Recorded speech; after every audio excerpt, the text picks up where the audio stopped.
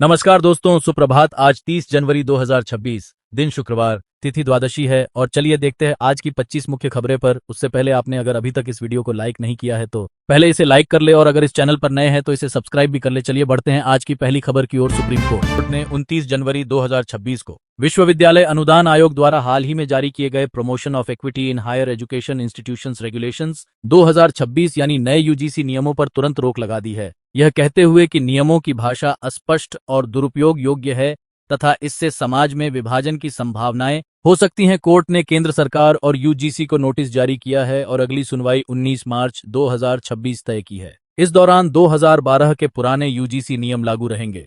यह आदेश नई शिक्षा नीति के तहत लागू किए गए सख्त गाइडलाइंस के खिलाफ जारी विरोध और याचिकाओं के बीच आया है।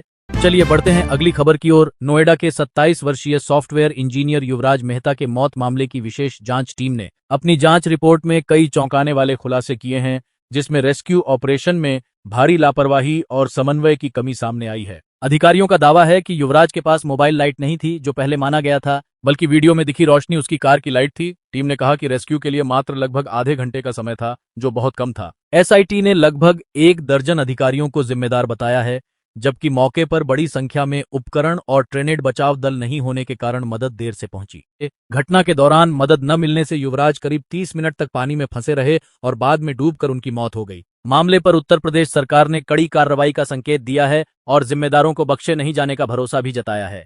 चलिए बढ़ते हैं अगली खबर की ओर। सदी की सबसे बड़ी भारत ईयू मुक्त व्यापार समझौते पर डोनाल्ड ट्रंप प्रशासन चिंतित है, क्योंकि यूरोपीय संघ और भारत ने 27 जनवरी 2026 को ऐतिहासिक फ्री ट्रेड एग्रीमेंट पर सहमति जताई, जिसे मदर ऑफ ऑल डील्स कहा जा रहा है, जिससे दोनों पक्षों के बीच व्यापार और निवेश को व्यापक पहुंच मिलेगी और टैरिफ में कटौती होगी। ट्रंप प्रशासन के शीर्ष अधिकारी ने कहा कि यूरोप ने यूक्रेन युद्ध की चिंता के बजाय अपने व्यापारिक हितों को प्राथमिकता दी है और इससे अमेरिका की व्यापार नीति को चुनौती मिली है। विश्लेषकों के मुताबिक इस समझौते से वैश्विक आर्थिक समीकरण बदल सकते हैं और अमेरिका के साथ ट्रेड रिश्तों में तनाव बढ़ सकता है। चलिए बढ़ते हैं अगली खबर की ओर। सोना आज भारत में सभी रिकॉर्ड तोड़ते हुए 1.80 लाख रुपए प्रति 10 ग्राम के पार पहुंच गया है, जिससे निवेशकों और ट्रेडर्स की मांग स्पष्ट दिखी। यह उछाल वैश्विक बाजारों में लगातार बढ़ते दबाव, राजनीतिक तनाव और आर्थिक अनिश्चितता के बीच आया है, जिसके कारण निवेशक सुरक्षित परिसंपत्तियों की ओर बढ़ रहे हैं। विशेषज्ञों का कहना है कि अंतर्राष्ट्रीय स्तर पर भी सोने का दाम रिकॉर्ड ऊंचाइयों पर है और यह रुझान आगे भी जारी रह सकता है। चलिए बढ़ते हैं अगली खबर की ओर। केंद्रीय कर्मचारियों की सैलरी और भत्तों में बड़े पैमाने पर वृद्धि की उम्मीद बढ़ गई है, क्योंकि 8वें वेतन आयोग के लिए डाक कर्मचारियों के संगठन एफएनपीओ ने सरकार को विस्तृत मांग पत्र सौंपा है, जिसमें मल्टी लेवल फिटमेंट फैक्टर 3.00 से 3.25 और सालाना इंक्रीमेंट 5% की प्रमुख मांगें शामिल हैं। अगर ये प्रस्ताव लागू होते हैं तो निचले स्तर के कर्मचारियों की बेसिक सैलरी 18,000 रुपए से 58,500 रुपए या उससे अधिक तक बढ़ सकती है और अन्य ग्रुपों को भी बड़ा लाभ मिलेगा, जिससे लाखों केंद्रीय कर्मचारियों और पेंशन भोगियों की आय में उल्लेखनीय सुधार होगा। सरकार और 8वें वेतन आयोग की आगे की बैठकें तय की जा रही हैं। चलिए बढ़ते हैं अगली खबर की ओर। मध्य पूर्व में तनाव खतरनाक स्तर पर पहुंच गया है, जहां अमेरिकी राष्ट्रपति डोनाल्ड ट्रंप ईरान के खिलाफ संभावित सैन्य कार्रवाई और यहां तक कि रेजिम चेंज विकल्प पर भी विचार कर रहे हैं। अमेरिकी सूत्रों के मुताबिक वॉशिंगटन लक्षित हमलों की रणनीति पर मंथन कर रहा है, जबकि ईरान ने जवाबी कार्रवाई की खुली चेतावनी दी है। रिपोर्ट्स के अनुसार तेहरान ने करीब 2000 बैलिस्टिक मिसाइलें तैनात कर रखी हैं और किसी भी हमले पर तेज और घातक जवाब देने की बात कही है। विशेषज्ञ मानते हैं कि हालात बिगड़े तो यह टकराव क्षेत्रीय संघर्ष को वैश्विक संकट में बदल सकता है।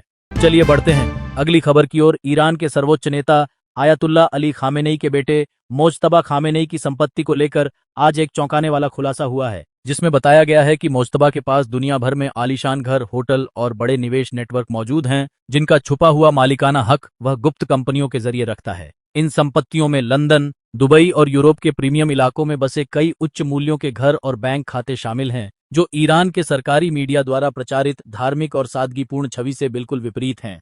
रिपोर्ट के अनुसार यह संपत्ति ईरानी तेल बिक्री से प्राप्त धन के जरिए खरीदी गई है, जिससे अंदर और बाहर दोनों जगह विरोध और सवाल खड़े हो रहे हैं। चलिए बढ़ते हैं अगली खबर की ओर इजराइल के प्रधानमंत्री बेंजामिन नेतन्याहू ने कहा है कि गाजा युद्ध में कुछ इजरायली सैनिकों की मौत अमेरिका द्वारा हथियारों की आपूर्ति रोकने के कारण हुई, जबकि विदेशी गोला बारूद की कमी ने सेना को कठिन हालात से जूझने पर मजबूर किया। नेतन्याहू ने आरोप लगाया कि यह एम्बार्गो तब था जब जो बाइडेन अमेरिका के राष्ट्रपति थे और यह रोक डोनाल्ड ट्रंप के सत्ता में आने के बाद खत्म हुई। उन्होंने यह भी कहा कि भविष्य में इजरायल स्वयं एक मजबूत घरेलू हथियार उद्योग विकसित करेगा ताकि विदेशी सहायता पर निर्भरता कम हो।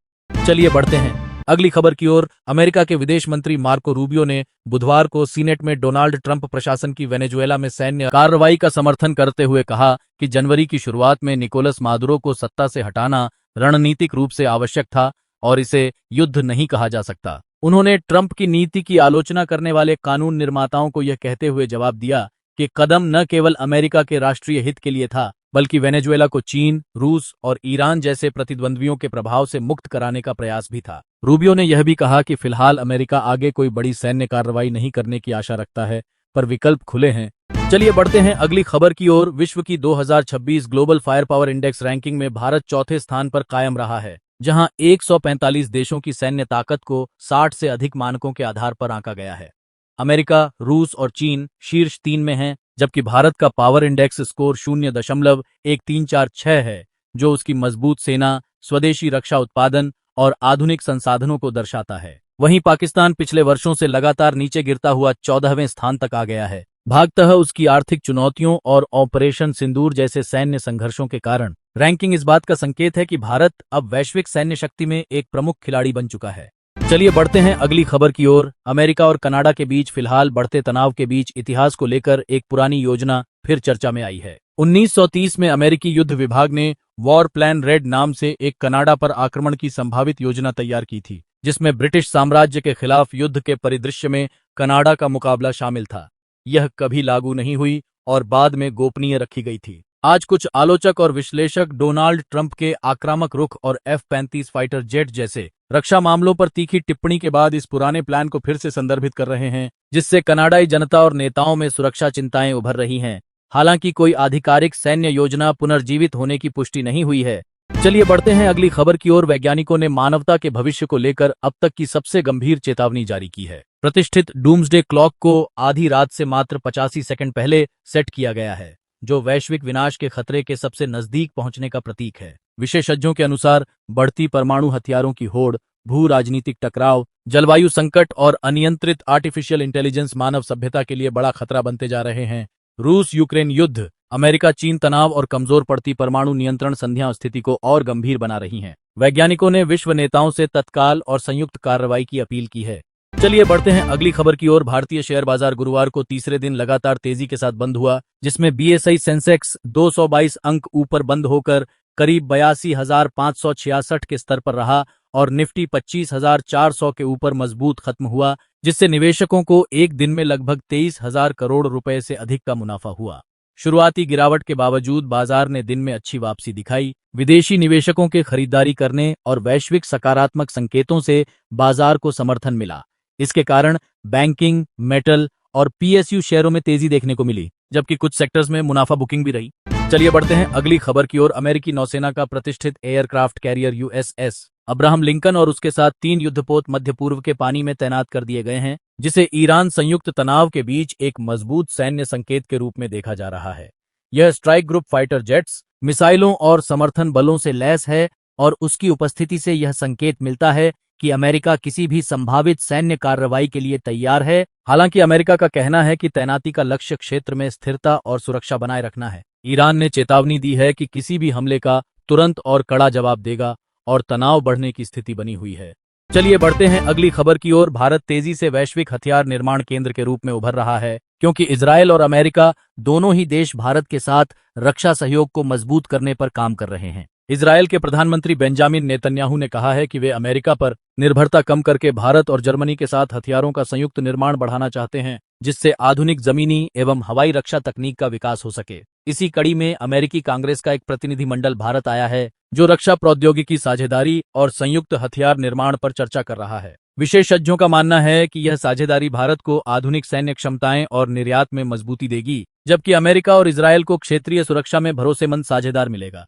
चलिए बढ़ते हैं अगली खबर की ओर। चीन की जन्म दर 2025 में इतिहास के सबसे निचले स्तर पर पहुंच गई है। जब सरकार की प्रोत्साहन नीतियों और सब्सिडियों के बावजूद देश में केवल 7.92 मिलियन बच्चे पैदा हुए, जो 2024 की तुलना में लगभग 17% कम है, और प्रति 1,000 लोगों पर जन्म दर सिर्फ 5.63 रही।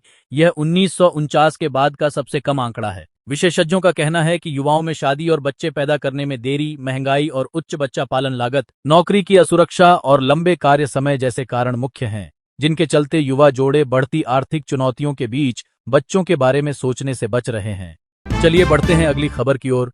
उत्तर प्रदेश सरकार ने गुरुवार को कैशलेस चिकित्सा सुविधा को मंजूरी देकर लाखों शिक्षकों, शिक्षा मित्रों, अनुदेशकों और मिड डे मील रसोइयों को बड़ा राहत पैकेज दिया है। मुख्यमंत्री योगी आदित्यनाथ की अध्यक्षता में हुई कैबिनेट बैठक में कुल 32 प्रस्तावों में से 30 को हरी झंडी मिली, जिसमें शिक्षा विभाग से जुड़े कर्मियों को 5 लाख रुपए तक कैशलेस इलाज का प्रावधान शामिल है। यह सुविधा आयुष्मान जैसे हेल्थ नेटवर्क के तहत सरकारी और सूचीबद्ध निजी अस्पतालों में उपलब्ध होगी, जिससे करीब 12 से 15 लाख लाभार्थियों और उनके परिवारों को गंभीर बीमारियों और आपातकालीन इलाज में आर्थिक बोझ से राहत मिलेगी। इसके अलावा बजट सत्र बुलाने और अन्य विकास परियोजनाओं पर भी निर्णय लिया गया है। चलिए बढ़ते हैं अगली खबर की ओर। भारतीय रुपया डॉलर के मुकाबले लगातार कमजोर होता जा रहा है और गुरुवार को यह 92 रुपए के पार पहुंच गया, जो उसका रिकॉर्ड निचला स्तर है। आर्थिक सर्वे 2025 से 26 के अनुसार रुपए की गिरावट भारत की मजबूत आर्थिक बुनियाद का प्रतिबिंब नहीं, बल्कि वैश्विक अनिश्चितता, विदेशी पूंजी प्रवाह में कमी, जोखिमहीन डॉलर की बढ़ती मांग और अंतर्राष्ट्रीय बाजार में उलझे हालात का परिणाम है, जिससे निवेशक डॉलर जैसे सुरक्षित एसेट की ओर भाग रहे हैं। रुपया कमजोर होने से आयात महंगा, भारत का व्यापार खाता दबाव में और बाजार में अस्थिरता बढ़ सकती है। विशेषज्ञों का कहना है कि विनिमय संतुलन और निवेश आकर्षित करने से ही गिरावट रोकी जा सकती है। चलिए बढ़ते हैं अगली खबर की ओर। उत्तर प्रदेश के अयोध्या जिला जेल से गुरुवार सुबह 2 विचाराधीन कैदी फरार हो गए हैं, जिससे प्रशासन में सुरक्षा व्यवस्था पर गंभीर सवाल खड़े हो गए हैं। दोनों गोलू अग्रहरी अमेठी और शेर अली सुल्तानपुर ने तन्हाई बैरक की दीवार तोड़कर और जेल की सीमा दीवार पार कर भाग निकले, जिसके बाद पुलिस, एसटीएफ और डॉग स्क्वाड के साथ व्यापक मानहंट जारी है। इस गंभीर चूक के बाद डीजी जेल पीसी मीणा के निर्देश पर सीनियर जेल अधीक्षक, जेलर, डिप्टी जेलर समेत 7 अधिकारियों को निलंबित कर दिया गया है और दोषी अधिकारियों के खिलाफ जांच और कार्रवाई के आदेश दिए गए हैं। चलिए बढ़ते हैं अगली खबर की ओर। केरल के वित्त मंत्री के एन बालगोपाल ने गुरुवार को वित्त वर्ष 2026 से 27 का बजट पेश किया, जिसमें आशा कार्यकर्ताओं और आंगनवाड़ी कर्मचारियों के मानदेय में 1,000 रुपए प्रतिमाह की बढ़ोतरी का ऐलान किया गया है, जबकि आंगनवाड़ी सहायिकाओं को 500 रुपए अतिरिक्त दिए जाएंगे। राज्य ने सामाजिक सुरक्षा पेंशन के लिए 14,500 करोड़ रुपए का भारी आवंटन रखा है और बेरोजगार युवाओं को कनेक्ट टू वर्क योजना के तहत 1,000 रुपए प्रतिमाह भत्ता देने की योजना भी शामिल की है। केरल बजट में सीएम स्त्री सुरक्षा योजना, छात्र बीमा, आईटी पार्क और अन्य जनकल्याण कार्यक्रमों पर भी जोर दिया गया है। चलिए बढ़ते हैं अगली खबर की ओर। ज्योतिर्मठ के शंकराचार्य स्वामी अभिमुक्तेश्वरानंद ने प्रयागराज के माघ मेले विवाद के बीच एक मजबूत बयान दिया है, जिसमें उन्होंने कहा है कि यहाँ लोगों के काम राक्षसों के हैं और चोला साधुओं का पहने हुए हैं। यानी कुछ लोग साधु चित्त वेश में रहकर असली धर्म और परंपरा से हटकर कार्य कर रहे हैं। उन्होंने सरकार और प्रशासन पर ब्राह्मण विरोधी रवैये, भीड़ प्रबंधन में गलतियां और ज्ञान पर आधारित धार्मिकता के प्रति अनादर का आरोप लगाया है तथा ढोंगी संतों और असली साधुओं में अंतर करने की बात कही है। यह बयान उस लंबे विवाद का हिस्सा है जिसमें उन्होंने संगम स्नान, प्रशासन के नोटिस और धार्मिक अधिकारों को लेकर तीखी बातें कही हैं। चलिए बढ़ते हैं अगली खबर की ओर। दिल्ली एनसीआर समेत उत्तर पश्चिम भारत के मौसम में बदलाव का असर बढ़ रहा है और अगले 2 दिनों तक लगातार बारिश के बादल घिरने का अनुमान है, क्योंकि एक पश्चिमी विक्षोभ सक्रिय हो रहा है जो मौसम में बादल और बारिश लाएगा। दिल्ली, पंजाब, हरियाणा और राजस्थान के कई हिस्सों में हल्की से मध्यम बारिश और गरज चमक के साथ हवाएं चल सकती हैं, जबकि तापमान में गिरावट के साथ धुंध और शीतलहर का असर भी देखने को मिल सकता है। वीकेंड यानी 31 जनवरी से 1 फरवरी के बीच बारिश और ओले गिरने की भी संभावना जताई गई है और लोगों को मौसम के मुताबिक तैयारी करने की सलाह दी गई है। वीडियो को पूरा देखने के लिए धन्यवाद। अगर वीडियो पसंद आई हो तो इसे शेयर व इस चैनल को सब्सक्राइब भी कर ले। धन्यवाद।